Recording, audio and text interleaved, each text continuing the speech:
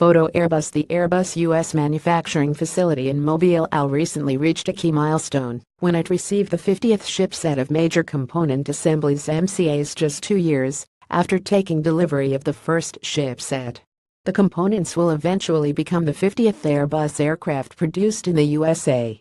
A shipset includes front and aft fuselage sections, a vertical and horizontal tailplane, and wings.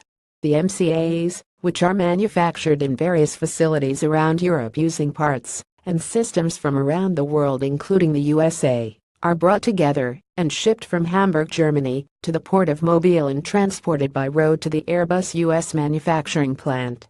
See this and other news in the heavy lift supplement of the upcoming ITJ 39,402,017, out Friday this week at www.airbus.com.